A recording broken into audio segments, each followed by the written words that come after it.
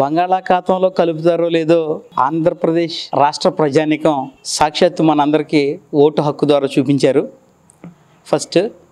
రెండోది, జగన్ గారికి ప్రాణహాని అనేది ఉంది అంటే మొన్న ఢిల్లీ వెళ్ళి ఎలా ధర్నా చేయగలిగారని నేను మీ S4 మీడియా ద్వారా ప్రశ్నిస్తున్నా.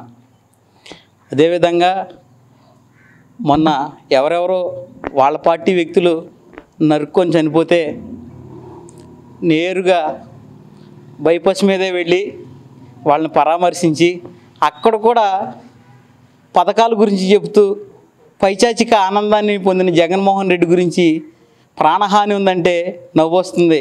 అది ఇంకొకటి, రాష్ట్ర ప్రతిపాలన కావాలి అంటూ సోషల్ మీడియాలో చూసా.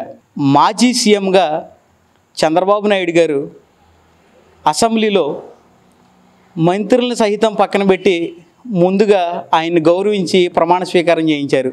అందుకు రాష్ట్ర ప్రతిపాలన కావాలా? చాలామంది అసెంబ్లీ గేటు దగ్గర ఆగి ఎమ్మెల్యేలందరూ కొద్దిగా లోపలికి నడిచి అసెంబ్లీకి వెళ్తున్నారు.